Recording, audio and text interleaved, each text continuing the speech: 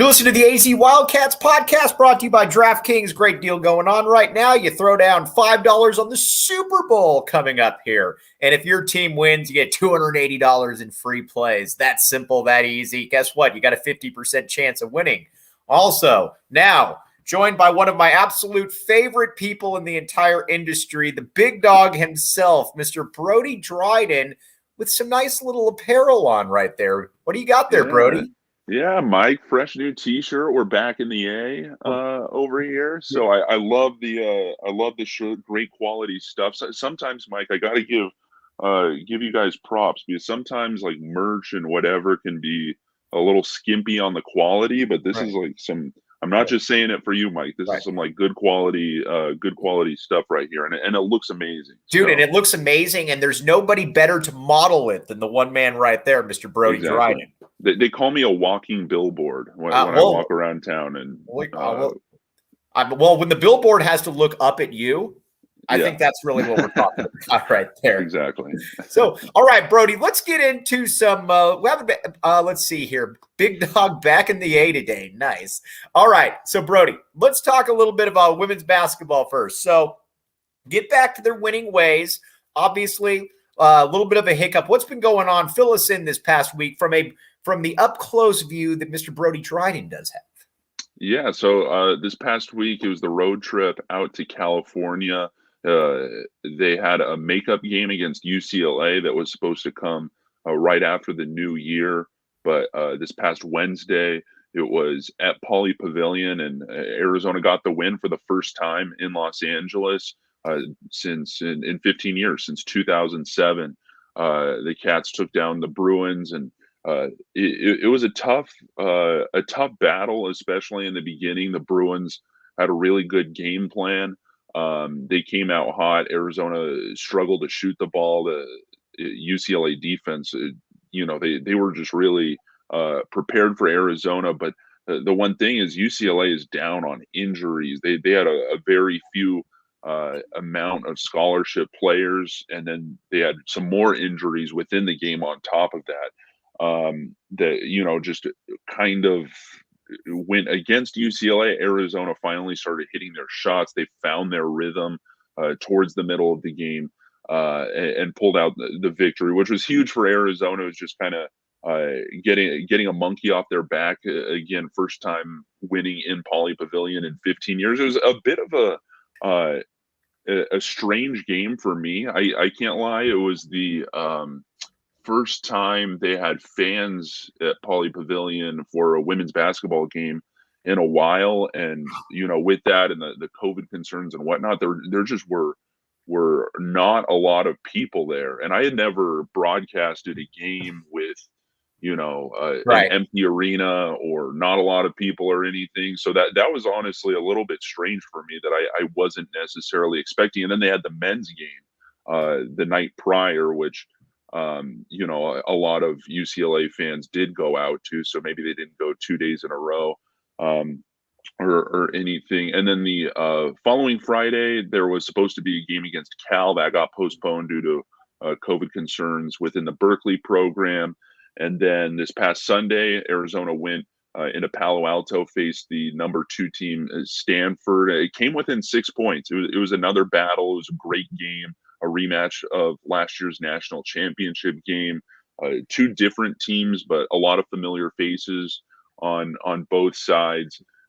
Both teams just put up a really great effort, and I think it was a good test for Arizona. And again, Stanford bringing back basically all of their team last year, and still being number 2. Arizona coming within 6 points and really being within less than that for a lot of the game and leading part of it. It was a great effort by them.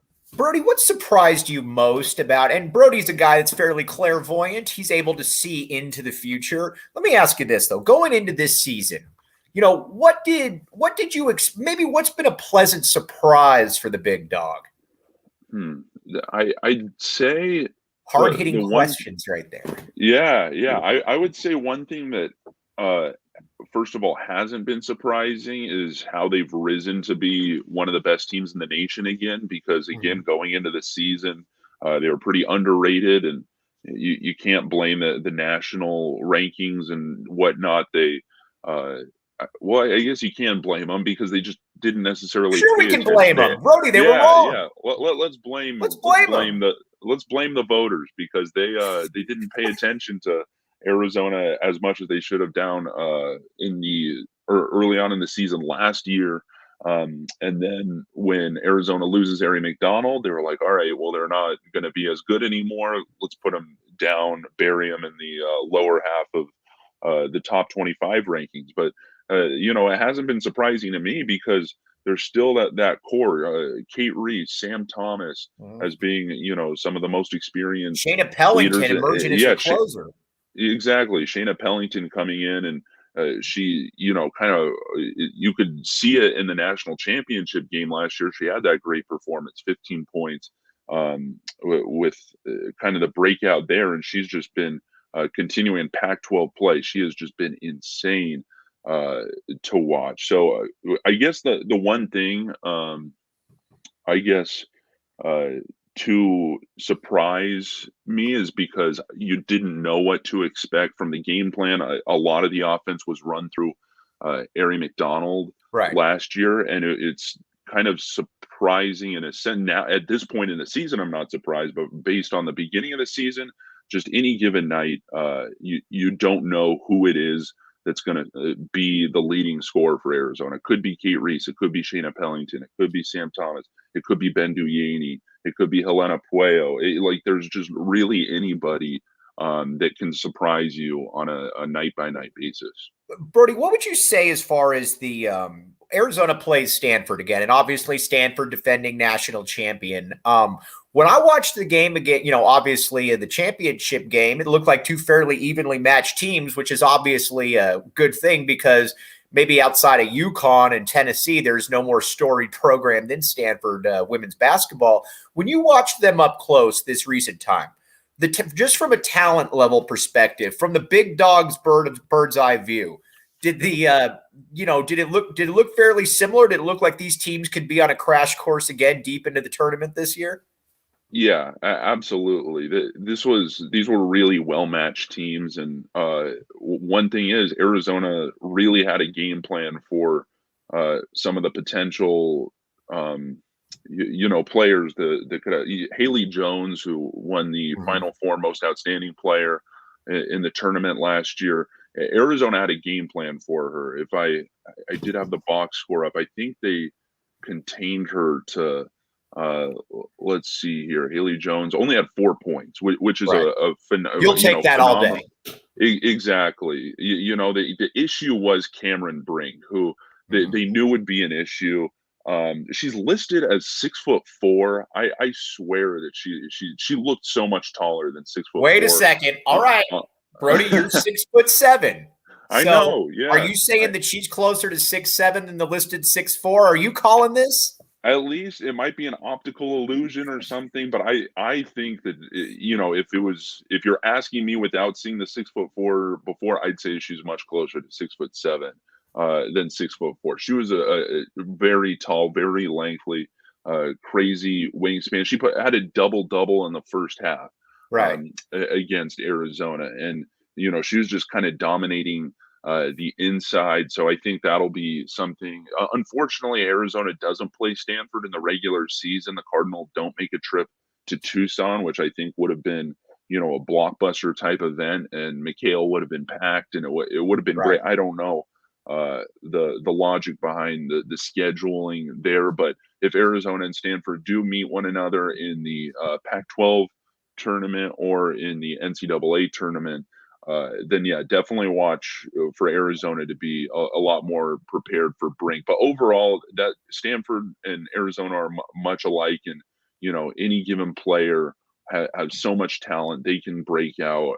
They've got the ability to score, the ability to defend. They're a really well coached team. So certainly the top two programs in the Pac-12, and I would love to see them match up again. All right, Brody.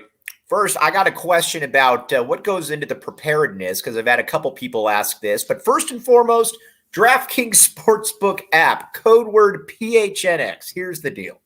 Throw down $5 on the Super Bowl. Now, if you don't know who's playing in the Super Bowl and you're tuning in right here, that means that you're really committed to me and probably not committed enough to the other sports out there. So here's the deal. You throw down $5 on the Rams or you throw $5 down on the Bengals. And you know what? Whoever wins that game, if you're a new customer, you get $280 in free plays. Let me put it so even people like me can understand. That's 56 to 1 odds right there. You like those odds. Worst case scenario, you lose $5. Best case scenario, you get $280. And you know what? That can go a long way. Here's the deal, too. 21 and up, Arizona only. Eligibility restrictions do apply. Call if you got a gambling issue, call 1-800-NEXT-STEP. They'll get you back on your feet, back to the DraftKings Sportsbook app. All right, Brody, real quick, before I want to get into a little bit of a behind the scenes on how Brody perfects his craft. But who do you got in the Super Bowl? Ooh, well, I know I'm going to be rooting for the Bengals. They're going to have a hard time with the that Rams defense. But the thing is, no matter the defense, it seems like the Bengals can get roughed up and still pull out the win. So I'm going with Joe Burrow and the Bengals. They look solid, and they're just a fun team. So I don't want to choose the Rams to win, but root for the Bengals. So I'm on the Cincinnati bandwagon all the way. All right, Brody. I'm fine. What you do impossibly fascinating, and I've always admired Brian Jeffries and now the young Brody Dryden. Take me through a little bit, because what I do is fairly simple, and it's always been. I just talk sports. Tell me a little bit about when you're going into a game, because it's drastically different, and what you do is that's especially amazing is you're a one-man crew. So how do you prep for a game? How do you go into a game and just take me through kind of like your preparedness process? Yeah, sure.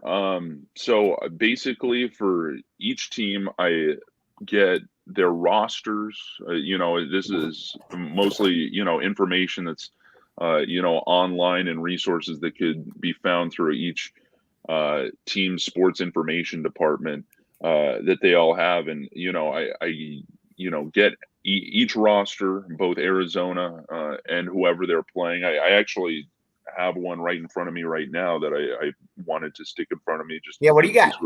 We talked. So I've got my Arizona one right here. Right. Sweet. The one thing is there's less and less notes because it's just following the team and doing each game. I've got the statistics and all that stuff you can't really memorize, but with Arizona, it seems like I keep getting less and less notes that I need to write down, other than big things to remember. But then obviously for each other team, like for Stanford, they've got a lot of different players with accolades, their own statistics, this and that. So, you just got to do your research and prepare, have all that stuff in front of you when you're courtside broadcasting the game. So when it's the right time to bring up certain information, like the most basic free throw percentage, you got to make sure if somebody heads to the free throw line, how good of a free throw shooter you are. You got to give props. I got to give props to Ty Stevers, Arizona women's basketball sports information director. He really has helped me out. And, it's my first year doing the broadcast. It's his first year with the program as well. And he writes great game notes. He keeps track of records, of news, of everything going on in the program, and helps provide myself, the opposing team's radio and television with all the broadcast information you need. But yeah, there's a lot of reading, a lot of research, a lot of statistics gathering, trying to find those fun tidbits to inform the listeners throughout games and whatnot. It's a really great time, and it makes it all worth it, in the end, because it's nice. It's almost like going into it's like studying for a test, and then when you're going into a game or going into a test, you're going to ace, then it's a lot more comfortable and you feel a lot more prepared than say, How do you go through kind of and I'm assuming doing some softball, doing some baseball help, but how do you perfect the mechanics of just calling out the game? Shayna Pellington with a swing pass to the perimeter, down low to Lauren Ware. How does that work, or is that just kind of spontaneous? Yeah, I mean, I think that all that I can say is that it's come with experience. I did, camp student radio in college, and I was terrible. Like most people, when you start something, I have had no real natural knack to do it or anything. I remember my first game was calling the Arizona Bowl, I think 4 years ago, with my best friend Eric for Camp Student Radio. Mm-hmm. And that's the thing. It's like you grow up listening on the radio, watching on TV, hearing commentators, and so you almost just kind of have to mimic what you know in the beginning, and then build on that. So you just got to go out and try it, Right. and that's all I can say. And you just got to describe what you're seeing and try to paint the clearest picture possible for the listeners. All right. Before we let the big dog go, let's. By the way, where can the people find you tonight, Brody?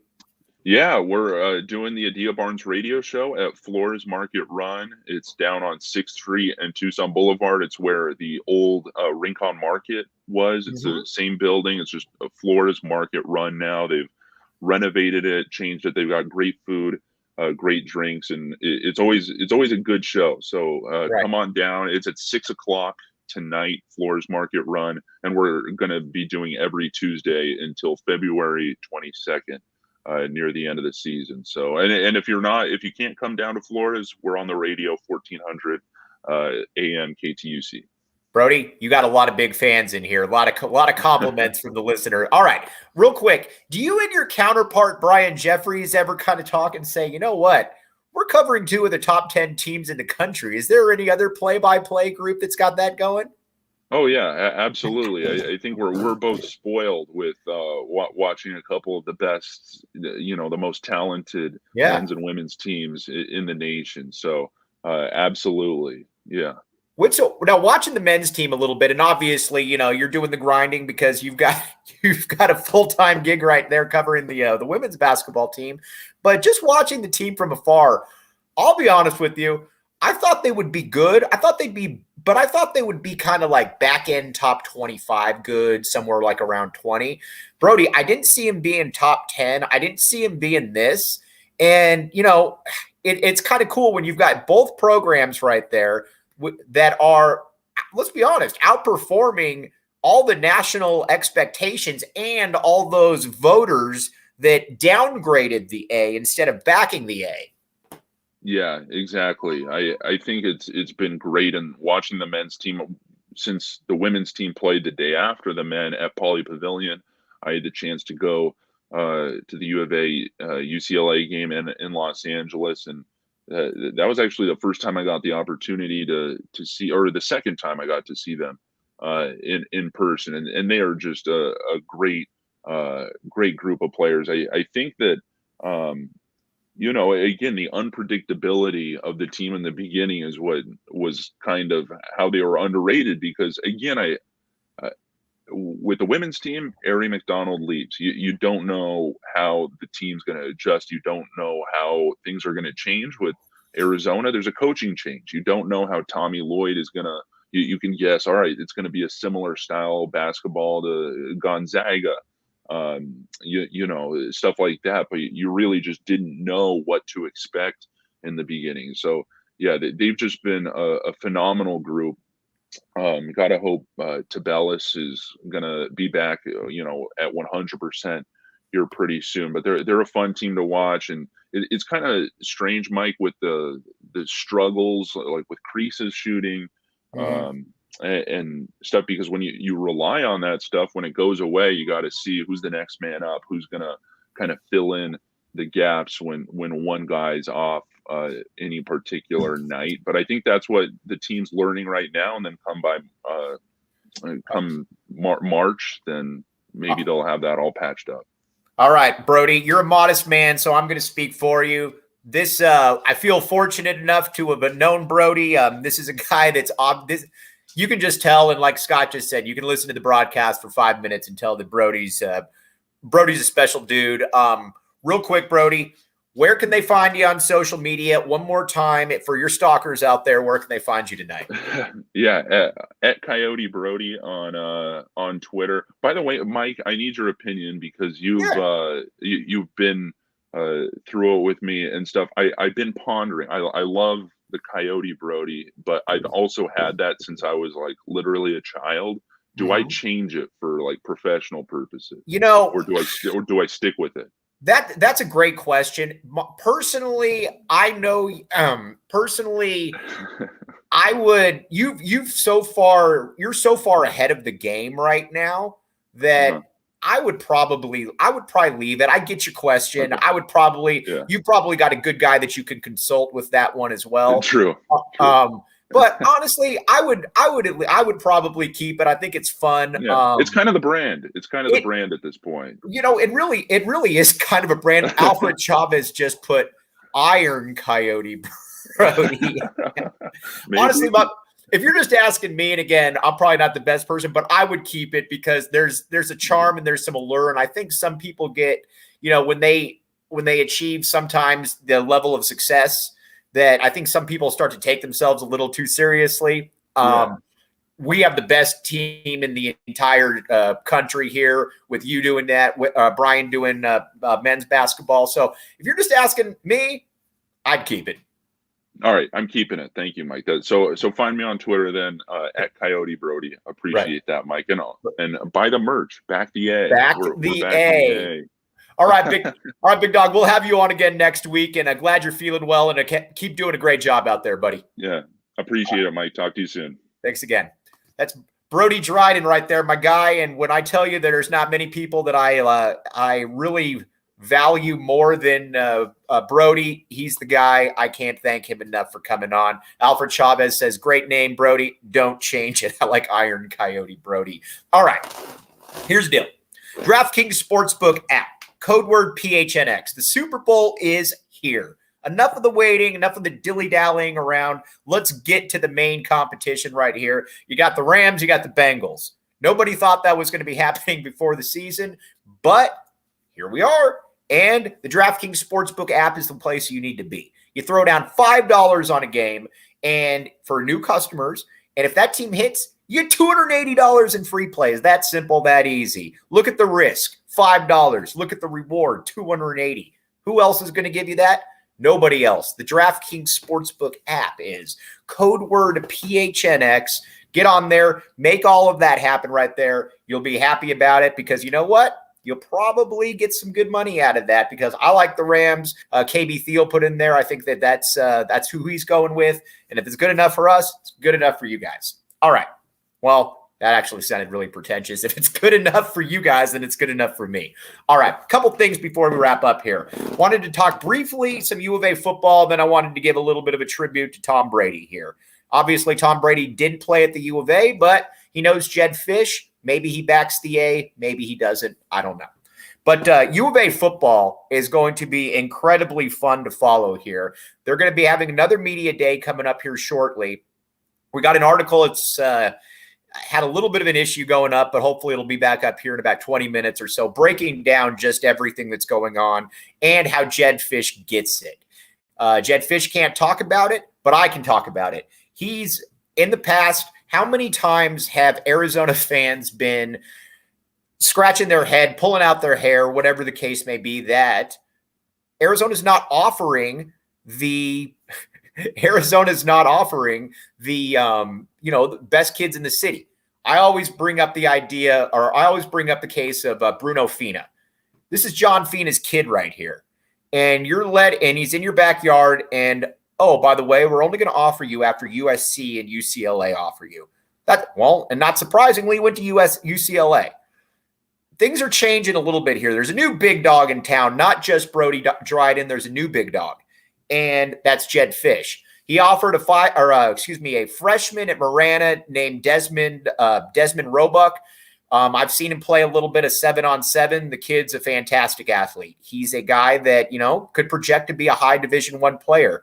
This is what you do, though. You get on these kids early. You let them know that you want them here. You want them here back in the A, and that goes somewhere. Because think about it. If you're KB Thiel, you're out there. You're in college right now. Let's say you're a big-time football prospect, and the U of A doesn't come to you until a bunch of other schools already offer you. You're going to rightfully take that as a slight, and it's probably not going to be a good outcome for the U of A. Jed Fish gets it. Kudos on offering the latest freshman right there. You get it, Coach. All right. I am going to probably get beat up here a little bit. I don't care, though, because I only got a couple minutes left. Here's the deal. I don't like the Patriots. I don't like the Buccaneers. Not really a Tom Brady fan. But, the thing that's just kind of amazing about him, and I always felt this way a little bit about Jerry Rice too, and I put out on Twitter, I think that those are the only two guys that you can really argue are the best players of all time, is that both of those guys are, and especially Tom Brady, you're 44 and you're still a boss. How many times have we seen guys when they hit 39, 40 just fall off? Peyton Manning's, your Drew Breeses, your Brett Favre's. This guy didn't. This guy kept it going. This guy left on top of the game. There's going to be a mystique about him that's going to continue to grow. And again, when I think of the best football players of all time, I'm going to think of Tom Brady and I'm going to think of Jerry Rice. Those are the only two, because those two were so far ahead of the rest of their position that I think that you have to take that into account. Rice is a little different because his numbers will never be Jerry Rice's numbers, and for the young bucks out there, those numbers will never be touched. I know that it's more of a passing league now, but his numbers are so much better than the rest of the NFL's that I can easily make that case that Jerry Rice is the best. But you know what? If you want to tell me that Tom Brady's the best, I'm going to sit here and I'm certainly going to listen to that. Now, what also is the best is go PHNX. Here's the deal. Go on there and you get a membership and all kinds of great deals going on. You get a free Back the A t-shirt with the year membership. You saw how Brody styled it. You saw how that went down. Brody is the man. You can be the man as well by getting one of those t-shirts right there. And subscribe to the website because there's all kinds of good stuff going on. The Sun Devils got you covered. There's been some movement over there. You got the Coyotes with Craig Morgan, who's a beast in the industry. You have Gerald Bourguet. Got the guys over at the Diamondbacks doing their thing as well. The Cardinals. We got you all set up right here in the state and right down here in Tucson. Very proud to be part of this group. Everybody on there, really thank you guys for all contributing. As always, Scott, KB, Alfred, Cammie. Let's see here. We got all of you guys. Really appreciate it. We'll be back with you tomorrow. Jason Shear is making his debut tomorrow. So set your alarms for 10 o'clock right there. Thanks again. You've been listening to the AZ Wildcats podcast.